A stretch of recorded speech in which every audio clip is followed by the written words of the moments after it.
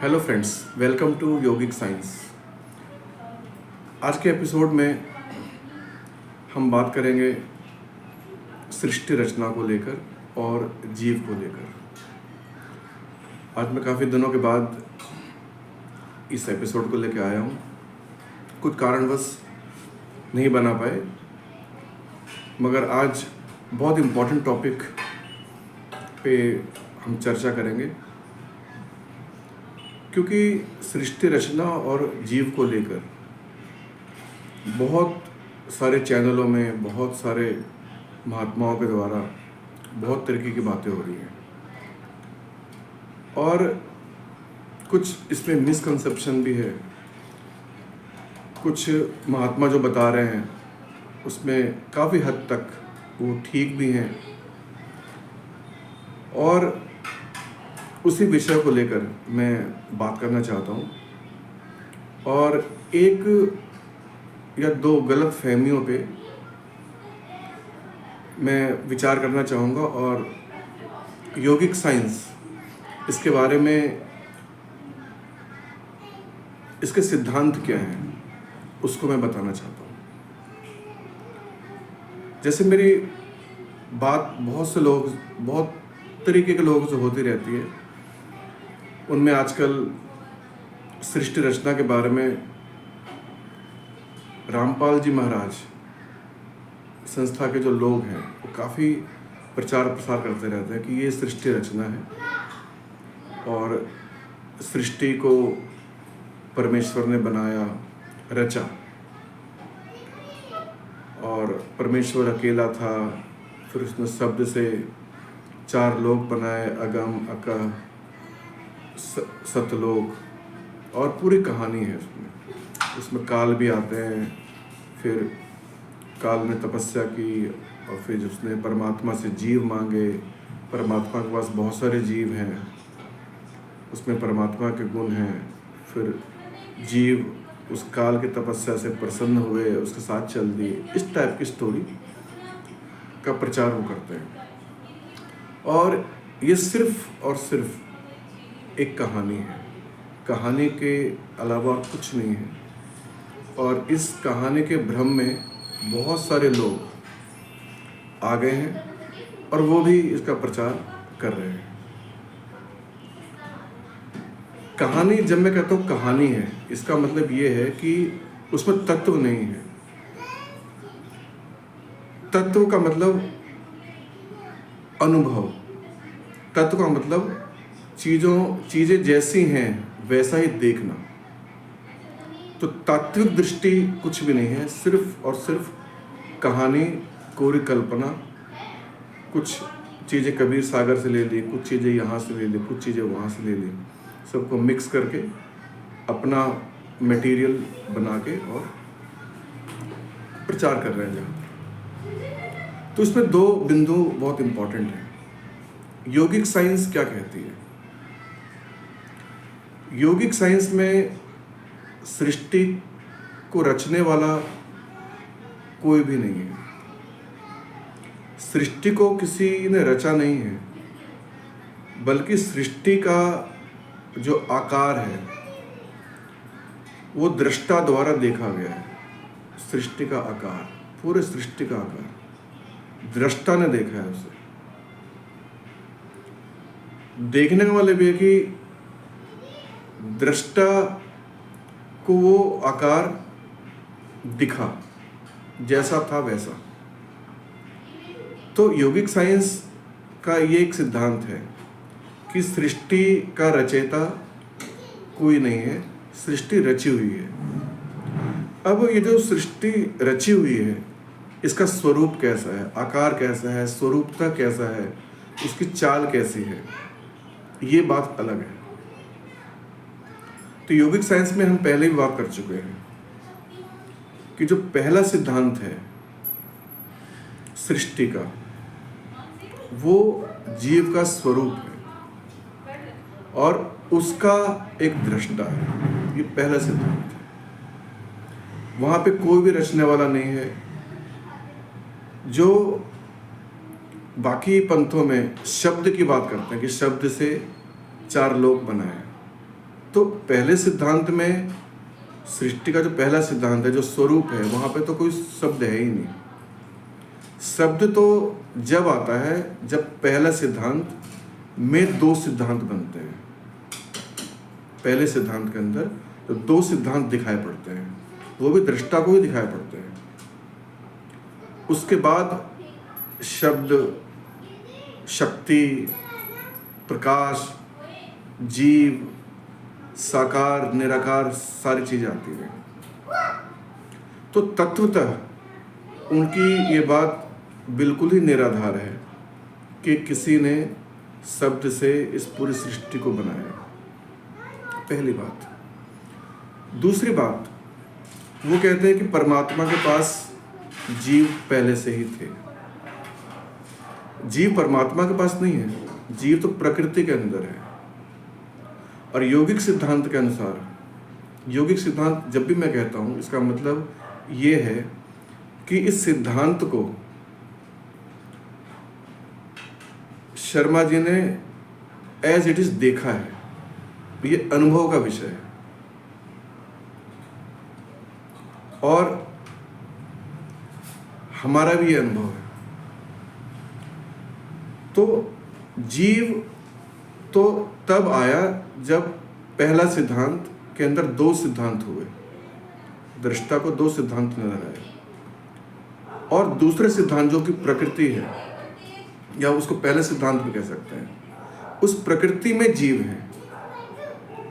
और प्रकृति के अंदर जो जीव है का रूप है, वो जो पहला सिद्धांत है वही है, मगर प्रकृति में वो अनेक हुआ है। तो पहला सिद्धांत ही बहुत सारे सिद्धांत बने हैं प्रकृति के अंदर।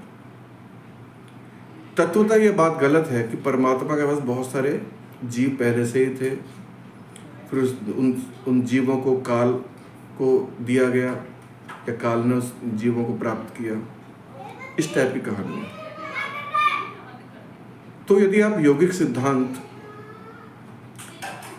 को ध्यान से सुने, मनन करें, तो आपको ये सारी चीज़ें स्पष्ट होंगी। बहुत सारे वीडियोस हमारे हैं इस बारे में। तो इस वीडियो को बनाने का मूलतः यही दो कारण थे कि सृष्टि रचना को लेकर जो पहली गलतफहमी है कि कोई रचनाहार है, इसका कोई व्यक्ति बैठा है। अब वो तो कहते हैं कबीर परमेश्वर, वो बैठे हुए हैं, फिर उन्होंने चार बनाए और बहुत सारी कहानियाँ फिर चलती हैं। किसी और महात्मा ने कुछ और कही है। तो ये जो रचनाहार वाला जो पॉइंट है, वो यौगिक दृष्टि से, तात्विक दृष्टि से बिल्कुल निराधार है। और दूसरा पॉइंट जो जीव का है कि परमात्मा के पास पहले से जीव है, इसका मतलब वो ये कह रहे हैं कि परमात्मा और बहुत सारे जीव वो पहले से हैं, जबकि ऐसा नहीं है। जीव पहले सिद्धांत में यानी प्रकृति में मल्टीपल होता है, बहुत सारा होता है। और कैसे होता है, क्यों होता है, वो मैं बहुत पहले बहुत सारे एपिसोड्स में बता चुका हूँ, और कोशिश करूँगा कि अब जो और भी मैं एपिसोड्स बनाऊँ उसमें फिर से दूसरे लैंग्वेज यूज़ करके, थोड़ी सिंपल लैंग्वेज में सबको छोटे एपिसोड्स बना के सबको स्पष्ट करूँ। मैं शर्मा जी से अनुरोध करूँगा कि इस पॉइंट को, इन दो पॉइंटों को दोबारा स्पष्ट करें। इसमें मुझे ये कहना है कि जब हम पहले सिद्धांत में दृष्टा जब अपनी प्रॉपर्टी को देखता है, दृष्टा की अपनी प्रॉपर्टी है, वो किसी की पर्सनल कोई रखे कि ये नहीं, ये जी इसकी है इसकी नहीं, उसकी अपनी प्रॉपर्टी है। दृष्टा की अपनी प्रॉपर्टी है, अपना स्वरूप। तब जब दृष्टा वहीं एक जगह से नीचे की ओर देखता है तो अपने स्वरूप को देखता है। वहाँ पर किसी प्रकार की, किसी तरीके की कोई साउंड, आवाज़, जीव, ये सब नहीं है, कुछ नहीं है, सिर्फ केवल स्वरूप है। एक बात। दूसरी बात, जब दृष्टा वहीं से अपनी नज़र सामने के ऊपर लाता है तो जो आधार उसका स्वरूप था, आधार वो वर्किंग का आधार बनता है, कार्य करने का आधार बनता है। तो कार्य करने का आधार बनता है तो वहाँ पर एक अंडाकार के अंदर में द्रव्य और ऊपर रिक्त जिसे निराकार कहते हैं, और बीच में बहुत सारे जीव, जो कि कुछ जीव स्टिल हैं, रुके हुए हैं, और कुछ जीव उस द्रव्य में डूब रहे हैं और निकल रहे हैं। ये सिस्टम उसका आधार, उसने दृष्टा का अपनी ही प्रॉपर्टी है जो कार्य करने के लिए उसने आधार की कार्यशैली बनाई है कि यहाँ पर हम इन मशीनों से इस तरीके का आइटम बना सकते हैं।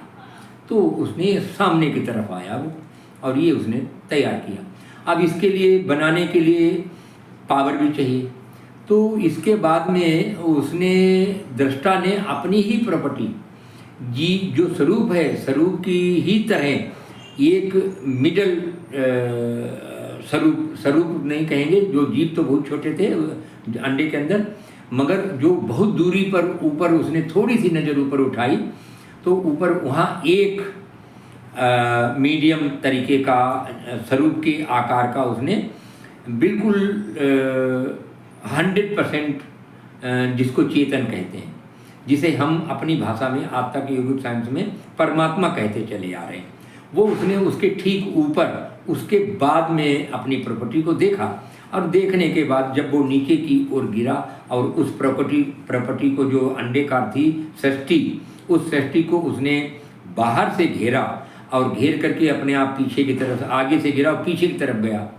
तो जैसे ही घेरा और मैग्नेट की वजह से नीचे से मुड़ा, और मुड़ने के बाद अपने आप अपनी शक्ति से ही, जो शक्ति से गिरा था उसी पावर से वो ऊपर को गया, किसी ने खींचा नहीं उसको। जब वो ऊपर गया तो साउंड में थोड़ी बदलाव आया, उसने ओम ने कुछ दूसरे जैसा साउंड बोला, तो ये कि एक बात थी। तो उसने इस परमात्मा की पावर से सृष्टि में कार्य करने की क्षमताएं आई। तो जो पदार्थ प्रॉपर्टी के पदार्थ थे उनमें जो बाहर से एनर्जी मिली, ऊर्जा मिली, उसके ऊर्जा वजह से पदार्थ में अनेक प्रकार के बदलाव आया, अनेक प्रकार के हुए, अनेक प्रकार की चीज़ें हुई, पदार्थ अनेक प्रकार के हुए, उसमें ऊर्जाएं भी अनेक प्रकार के आई। तो ऊर्जाएं शब्द, शक्ति, प्रकाश और गति से बनी, उनकी गति भी अलग अलग है। तो इस तरीके से जो हमने अपने अंदर में देखा था उसी चीज़ को हमने वर्णन किया। तो इस तरीके की कार्यशैली है वहाँ परमात्मा की, इस तरीके से प्रकृति की, इस तरीके से स्वरूप बिना कार्य में ठहरा है, वो अंदर में अपना चेतन है, वो अपना 3% और 97 को मैंने पहले पता रखा है। तो इसमें ये तो अंदर का अनुभव है, मगर इसमें शास्त्र क्या कह रहे, आपने क्या लिखा, कहाँ से आप ले आए, तो ये तो जब आमना सामना हो तभी क्लियर हो पाएगा कि कैसे आपने किया। और या तो फिर ये जो बना दिया है इसमें लोग अपने पढ़ करके भ्रमित हों, या काल्पनिक चीज़ों को देख करके खुद कल्पना में रहें, एक अनुभव के क्षेत्र में ना हट करके काल्पनिक क्षेत्र में चले गए। यही मेरा ये कहना है इसमें। और फ्रेंड्स, मेरा भी यही कहना था कि यदि सृष्टि रचना को कहानी के द्वारा समझाया जाए तो कभी भी समझ में नहीं आएगा। यदि तात्विक दृष्टि रखी जाए तो सही समझ, क्योंकि समझ बुद्धि से तो आएगा नहीं, तो दृष्टि एक होती है ना, कि एक दृष्टि होती है और दृष्टि से ही दृष्टा भाव होता है, क्योंकि हर चीज़ दृष्टा ने ही देखी है। तो यदि हम अपने अंदर दृष्टि को डेवलप करें, किसी तरीके से करें, चाहे कोई साधना हो या प्रकृति दृष्टि दे, है ना, या कैसे भी हो, उसके बारे में बाद में चर्चा हो सकती है, उसके लिए अलग एपिसोड्स बन सकते हैं। मगर मेरे कहने का मतलब ये कि जो दृष्टा है इसके सामने ही सारी चीज़ें हैं। तो जब तक हमारे अंदर भी दृष्टा के प्लेटफॉर्म से हम नहीं देखेंगे चीज़ों को, ये चीज़ें तत्व से दिखाई नहीं देंगी। तत्व का मतलब हो गया चीज़ें जैसी हैं वैसी, दृष्टा को चीज़ें जैसी हैं वैसे दिखाई पड़ी हैं। दृष्टा ने अपने तरफ से कुछ नहीं किया, सिर्फ देखा है, गहराई में देखा है। पहला सिद्धांत सामने देखा है तो उसका क्रियात्मक रूप, तो क्रियात्मक रूप के अंदर जीव है। प्रकृति के अंदर साकार भी है, निराकार भी है और जीव भी है। तो रामपाल जी महाराज के शिष्यों का ये कहना कि जीव परमात्मा के साथ थे, फिर वो आए, और काल के विषय में जो वो बोलते हैं कहानी की तरह बोलते हैं कि एक काल महाराज प्रकट हुए, ये वो। तो ये कोई कैरेक्टर नहीं है काल, काल तो एक तत्व है, और उस काल के तत्व से ही पूरा जीवन चलता है। तो काल के ऊपर हम बाद में चर्चा हम पहले भी कर चुके हैं, फिर अब दोबारा करेंगे। तो जब हम काल की चर्चा करेंगे तो उसमें सारी चीज़ आएंगे, प्राण, शरीर, मेमोरी। मेन चीज़ मेमोरी आएगी, है ना। यदि उसको मैं एक लाइन में बोलूँ तो मेमोरी का जो एसेंस है ना, मेमोरी को यदि एक शब्द दो तो काल हम दे सकते हैं मेमोरी को। जो हम काल, जिस काल का अनुभव करते हैं, जिस काल से पूरी सृष्टि चलती है, तो वो हम बाद में करेंगे। मगर मैं इस मिथ को और इस जो गलत धारणाएं फैलाई जा रही हैं, इसको मैं आगाह करना चाहता हूँ, इसको लेके कि सृष्टि की रचना किसी ने की नहीं है, बल्कि सृष्टि को एज इट इज़ देखा गया है दृष्टा के द्वारा। और जीव प्रकृति के अंदर हैं, बहुत सारे जीव हैं, और वो जीव का स्वरूप वही पहला सिद्धांत है। तो इसी के साथ इस चर्चा को विराम देते हैं, और उम्मीद करता हूँ कि अब रेगुलर बेसिस पे पीरियोडिकली मैं एपिसोड लेके आऊँगा अलग अलग विषयों के साथ। धन्यवाद।